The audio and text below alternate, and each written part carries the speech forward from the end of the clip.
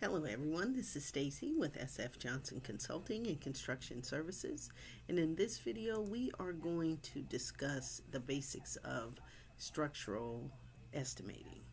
And what we mean by structural estimating, we're going to be looking at all the things that we look at in the structural set. So we will be looking at the foundation, and for concrete, that is the only concrete scope of work that's in the structural set, although that may not be the only concrete, of course, in the project, especially if it's from the ground up, right? You'll have asphalt concrete in the site plan, but if you're the concrete person, you're going to do that concrete. You're also going to do the concrete on the site plan. But this is specifically for the structural set, and so the only concrete in the structural set is the foundation, any column pads, and anything associated with that. And so for this project, we had, this is our crash facility where we had to, in the structural set, install or adapt some existing concrete to, we had to like make a pit. And so what we had to do always when you have existing concrete, you're going to have to cut the concrete first. So there's a cost for the cutting, and then there's a cost for removing the concrete. So never forget that. And then this was one of the pits, the paint pit that we had to create. And what this is all of the walls were 8-inch concrete walls, and it was also recessed down with an 8-inch concrete foundation. And so what is this? This is a call out, right? Where they're going to send us somewhere else to look at the construction of this. But this we were able to do from this page. And what do we also have here?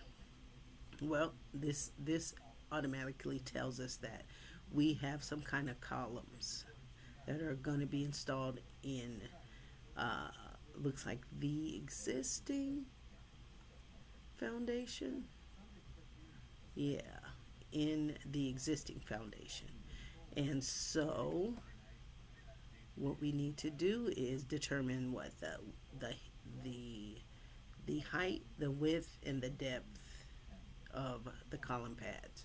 And so in any structural set, they're going to give you all of the structural components as they apply.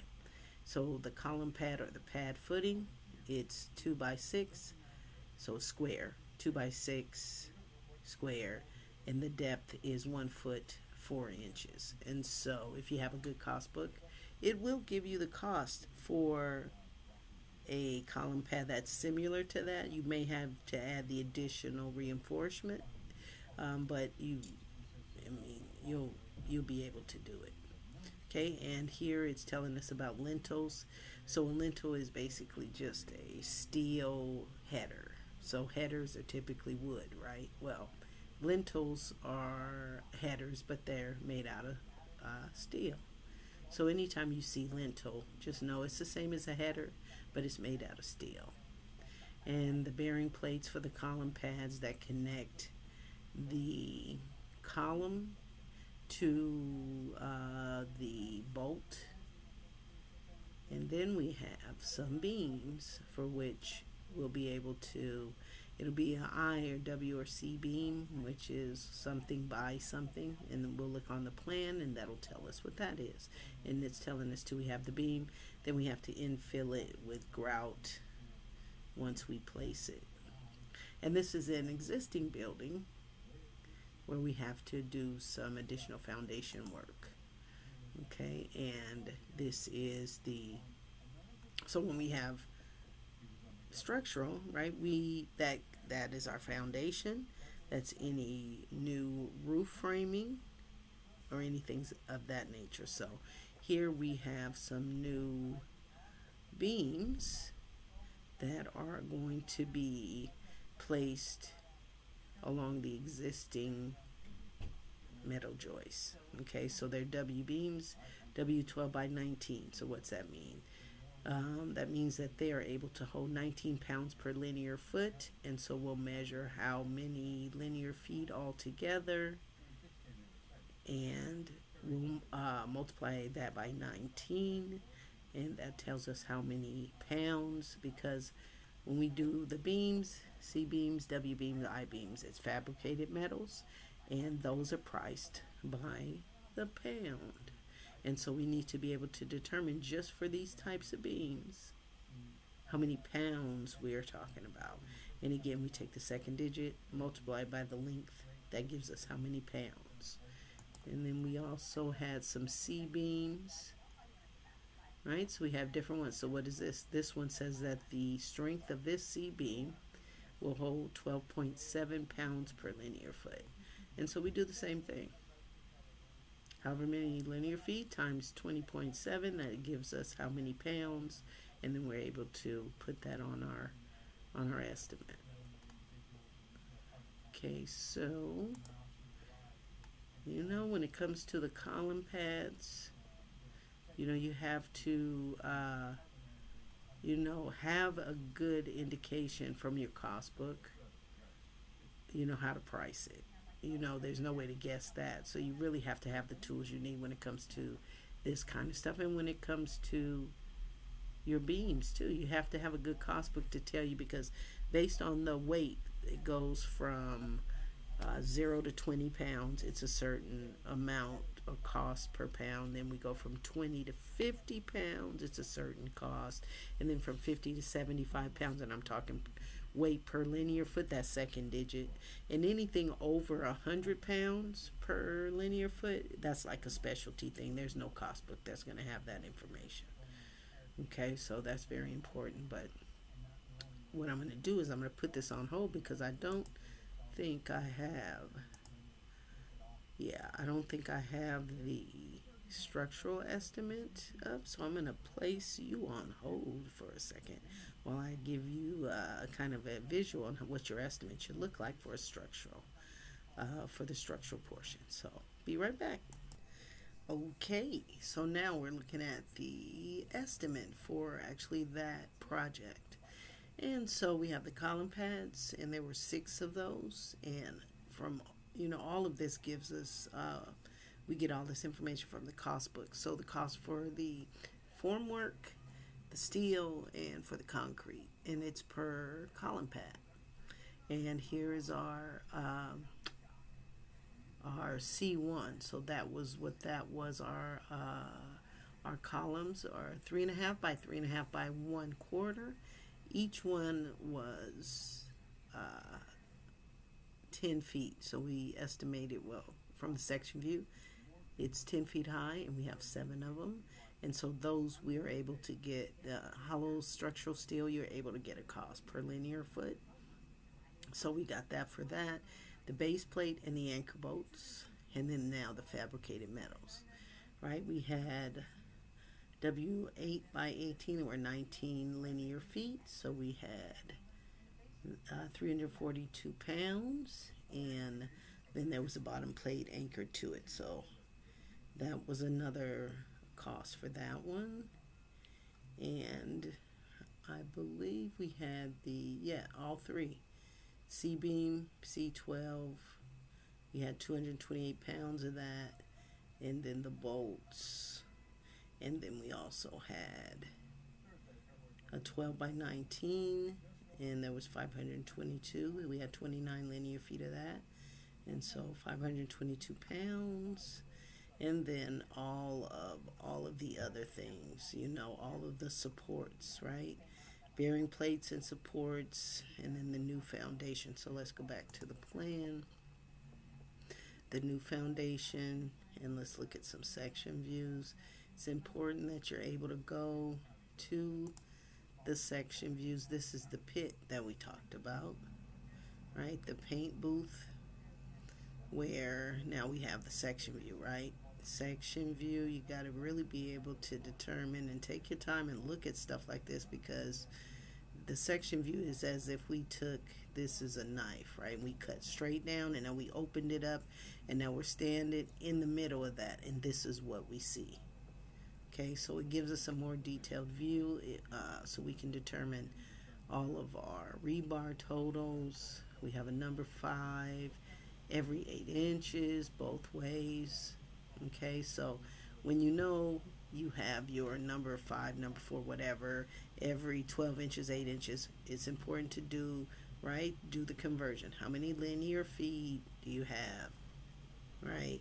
Change those linear feet to inches, divide by the placement.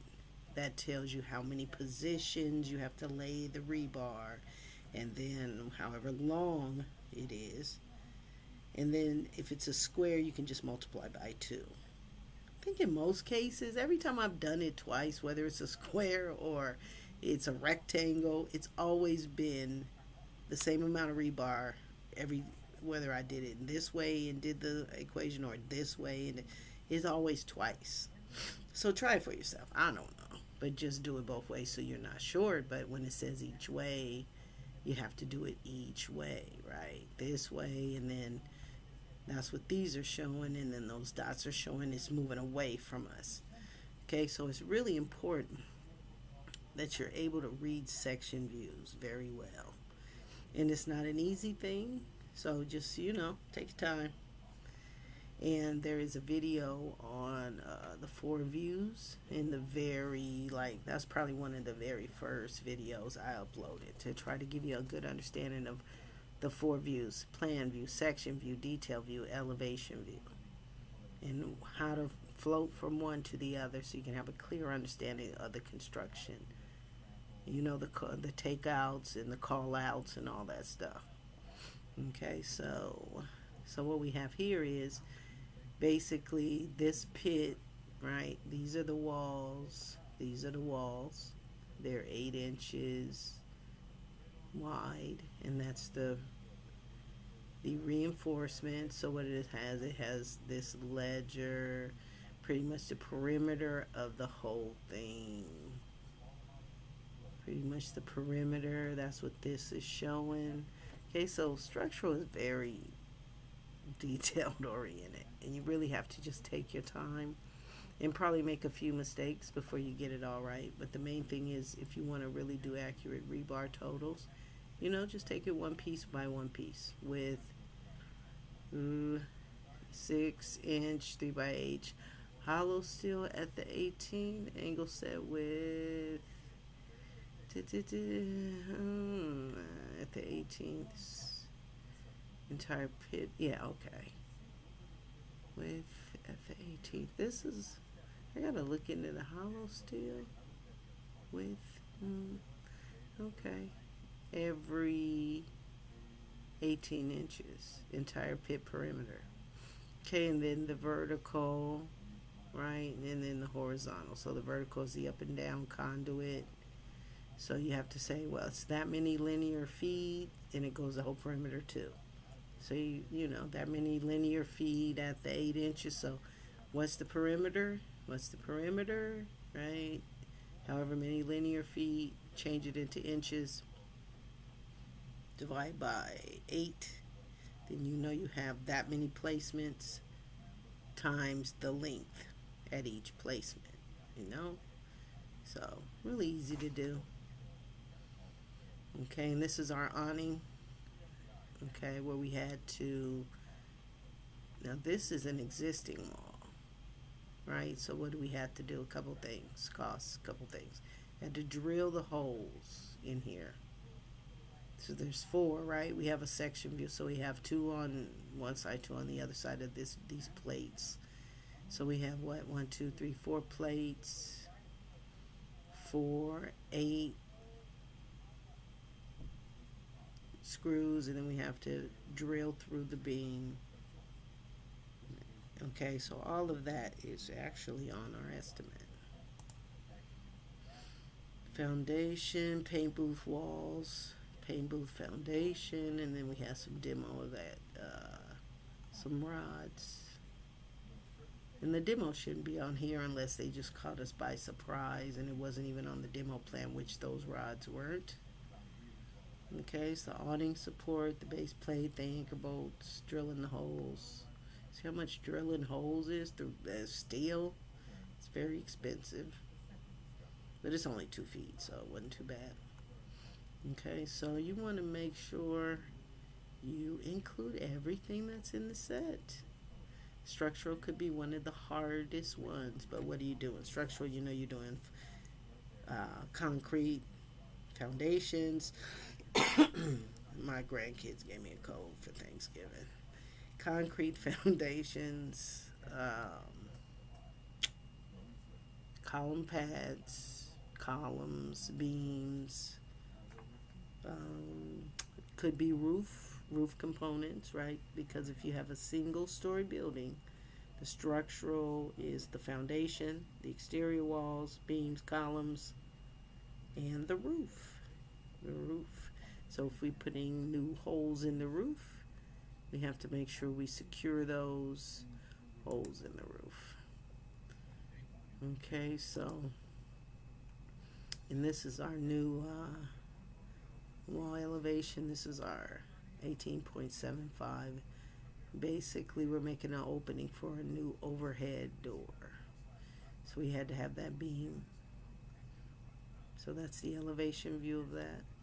We have the plan view, so we only see it from here, right?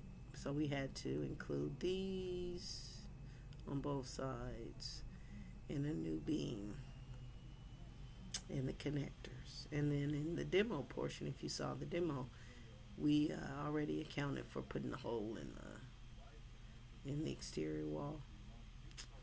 Okay, so to produce a good structural,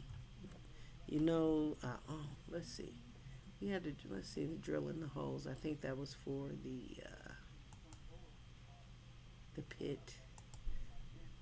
Let's go back. For this, let's the A over to AS201. AS201, 201. Where is it? Right here. A. Yeah, so that was our trench drains. So we had to put some rebar in there. And I believe we had to drill some holes. Yeah, in the foundation. Oh, in the foundation we had to drill holes. So that's where that came from. Okay, so you have to really be, and that's our column pad and how we're connecting the column. The anchor bolts for, all of those things have to be reflected piece by piece. That's why a good cost book is valuable, because it's going to take you forever to get this done, right? And I mean, I was lost. I'm like, how you price a beam? But yeah, with enough research, it showed me, you got to figure out how many pounds it is. Okay, so just go through your set. Everything on your set should be reflected on your estimate. So the person you're doing the estimate for, right, the estimator has to be able to see the project when it's finished and be able to look at all of this mess that they give you, okay, and be able to break it down. So if you have any questions, roof framing. Oh, okay, we didn't go over this. Okay, so that's the all of those the openings. See, they only show you one in the section view, but they actually had 3 new garage door openings. Okay, so oh no, here it is. And they had 1, 2, 3, 4 new garage door openings. This was something else, but that's all the fabricated metals. So that's why I said we had 29 feet. How many of lintel one? Let me see, 74 feet. Yeah, that was that 522 pounds or whatever. Okay, so we had to shore up all of the secure all of the new exhaust fans in the roof, because that's weight, right? So we have to be able to make sure it doesn't fall through the roof. And so that's all the exhaust fan secure bracing that we have to account for. C301. Let's look at that real quick. C301. C. Okay, so yeah. 10-inch, 12 gauge on each side of that. Okay, so we can go back to that. You see, basically that's going on each side and you have to connect it. Okay, and then D, you connect it like this. Okay, so you got to be able to make sure you know how to get from what they're trying to tell you to the next thing and get it on your estimate. And make sure you get it all together. Somewhere on here. Fan supports, 240 feet. And then the Simpson tie L70. So much fun. But yeah, structural is no joke. Okay, that and electrical probably, and excavation, especially if you have bad plans, it can be three of your most difficult of estimates to put together. Okay, so this is the basics of structural estimating, right? Just your structural set, and only the concrete in the S plans. If you have concrete in the C plans, civil set, it's not on here. You don't put that on here. Everything is separated just this way because it's all its own thing, right? So, you know, even if there is interior building concrete, it won't be on here and it won't be on the civil set. It'll be on the estimate associated with the architectural set. Okay, so we'll come up with a video in detail to show you like how you separate estimates, because a lot of people just throw everything on there, and those are the estimates that get thrown away, right? Because it shows that the person doing it, they don't know what should be on their estimate. So unless somebody specifically says, like for the electrician, put the trenching on that, well, that's different because the electrician's job is to be an electrician. And the structural set it's understood that these things are on it, so all of these will be on a structural estimate. Concrete, the foundation, any of the structural components, all of the beams and columns and stuff. It's understood those will be all on the same estimate. Okay, so if you have any questions, please let me know, and please give me your comments, and thank you for your very nice comments and your likes and all that good stuff. Please continue to like. Let me know if there's something in particular you need help in and you want to know, because there's very few things about this mess that I don't know and I like to share. So thanks a lot. Email me at education@sfjohnsonconsulting.com. I hope you had a wonderful Thanksgiving and look for the next video. Talk to you soon.